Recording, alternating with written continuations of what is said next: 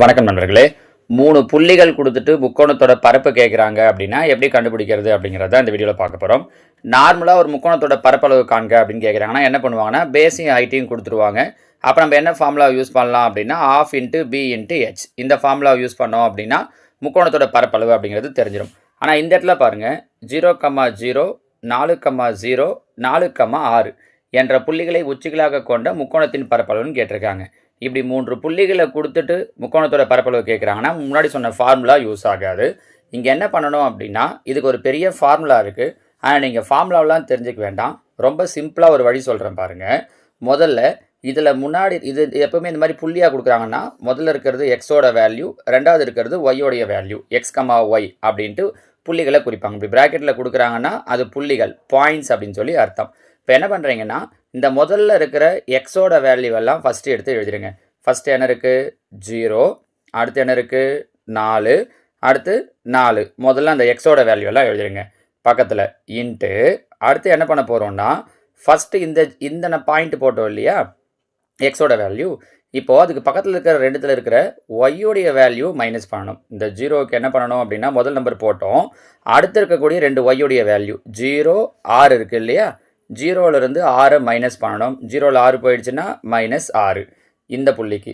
இப்போ அடுத்த புள்ளி என்ன போட்டிருக்கோம் 4, இது போட்டிருக்கோம் இல்லையா. இப்போ மீதி இருக்கிற 2 பாயிண்ட்டை மைனஸ் பண்ணணும். பக்கத்தில் இருக்கிறது எது ஒய்யோடைய வேல்யூ. முதல்ல எக்ஸோட வேல்யூலாம் எழுதிட்டோம். இப்போ மைனஸ் பண்ணுறதுலாம் எதோட வேல்யூ மைனஸ் பண்ணுறோன்னா ஒய்யோட வேல்யூ மைனஸ் பண்ணுறோம். சரியா, அப்போ அதாவது ஒய்யோடைய வேல்யூட உங்களுக்கு தனியாக எழுதி காட்டுறேன் பாருங்கள். 0, 0, 6 இதான் ஒய்யோட வேல்யூ. முதல்ல இதுலேருந்து இதை மைனஸ் பண்ணோம். கரெக்டாக 0ல் 6 போயிடுச்சுன்னா -6. அடுத்து இங்கேருந்து இது 6 - 0, 6ல் 0 போயிடுச்சு அப்படின்னா 6. அடுத்து இங்கேருந்து இது 0ல் 0 போயிடுச்சு அப்படின்னா 0. நான் பண்ணியிருக்கிறது புரியுதுங்களா? எக்ஸோட வேல்யூலாம் எழுதிட்டோம். முதல்ல எக்ஸோட வேல்யூ ஃபஸ்ட்லேருந்தே அப்படியே ஆரம்பிக்கிறோம். ஒய்க்கு மைனஸ் பண்ணும்போது மட்டும் 2வதுலேருந்து 3வது, 3வதுலேருந்து 1வது, 1வதுலேருந்து 2வது இந்த ஆர்டர் படி மைனஸ் பண்ணுறோம். அப்போ பாருங்கள் 0 கூட எதை பெருக்கினாலும் இது 0 ஆகிடும். 6 4 24, 4 × 0 0. இது மூணுத்தையும் கூட்டினீங்க அப்படின்னா என்ன கிடைக்குது 24. என்ன ஆன்சர் வருதோ அதை பாதி ஆக்கிடணும். இது ரொம்ப முக்கியம். வர ஆன்சர் அப்படியே விட்டுரு போகிறீங்க. வர ஆன்சர் என்ன பண்ணிடணும் பாதி ஆக்கிடணும். அப்போ 2 2 12 2 24. ஸோ ஆன்சர் ஆப்ஷன் பி 12 சதுர அலகுகள். நம்ம புரியுதுங்களா? ஃபார்முலாலாம் சொல்லி அப்ளை பண்ணிங்க அப்படின்னா உங்களுக்கு ரொம்ப ஒரு மாதிரி கன்ஃபியூஸ் ஆகும். இது ஒரு ஈஸியான வழியாக இருக்கும். இன்னொரு விஷயம் கூட சொல்கிறேன் பாருங்கள். இன்னொரு கொஸ்டின் கூட சொல்கிறேன். இதை எடுத்துகிட்டு பார்த்தோன்னா இன்னும் உங்களுக்கு ஈஸியாக புரிஞ்சிடும். அதில் சின்ன சின்ன டவுட் இருந்தால் கூட. அதே மாதிரி 0,0, 3,0, 0,2 உச்சிகளாக கொண்ட முக்கோணத்தின் பரப்பு. டிஎன்பிஎஸ்சி ஆனாலும் டிஆர்பி டெட் எந்த எக்ஸாம் ஆனாலும் கண்டிப்பாக அது மாதிரி பாயிண்ட்ஸை கொடுத்துட்டு முக்கோணத்தோட பரப்பளவு கேட்குறாங்க. அங்கே உங்களுக்கு நம்ம சொல்கிற இந்த ட்ரிக் வந்து யூஸ் ஆகும். முதல்ல என்ன எழுத சொன்னோம், ஃபஸ்ட்டு இருக்கிற அந்த எக்ஸோட வேல்யூ எல்லாம் எழுதிருங்கன்ட்டுன்னு. 0, 3, 0 கரெக்டாக. அடுத்து ஒய்யோடைய வேல்யூ தனியாக கூட எழுதி வச்சுக்கோங்க, உங்களுக்கு ஈஸியாக இருக்கும். ஒய்யோட வேல்யூ என்ன இருக்குது 0, 0, 2.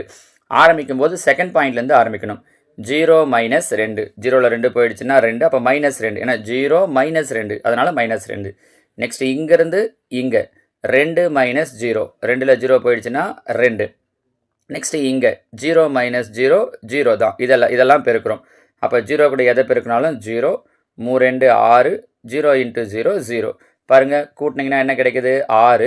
வந்த ஆன்சரை கண்டிப்பாக என்ன பண்ண சொன்னோம் 2ஆல் டிவைட் பண்ண சொன்னோம், மறந்துட போகிறீங்க. அப்போ 2 2, 3 2 6. ஸோ முக்கோணத்தோட பரப்பளவு என்னவாக இருக்கும் அப்படின்னா 3 சதுர அலகுகள். முடிஞ்சிச்சு பாருங்கள். ஒரு 15-20 செகண்டுக்குள்ளாடி நீங்கள் ஆன்சரையே போட்டு முடிச்சிடலாம். ஃபஸ்ட்டு எக்ஸ்பிளைன் பண்ணுறோன்றதால இவ்வளோ டைம் எடுக்குது.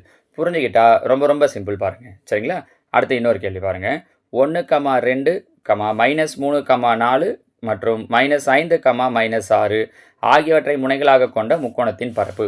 இங்கேயும் அதே மாதிரி எக்ஸோட வேல்யூ ஃபஸ்ட்டு எழுதிருங்க. 1, -3, -5 கரெக்டாக. ஒய்யோடைய வேல்யூ எழுதிருங்க. 2, 4, -6 மைனஸ் பண்ணுறோம். 4லேருந்து -6 மைனஸ் பண்ணுறோம். 4 -6னா என்னவாயிடும் +6. அப்போ 4 6ஐயும் கூட்டணும்னு அர்த்தம். நம்ம புரியுதா? எனக்கு குறி ரொம்ப முக்கியம். அப்படின்னா 10.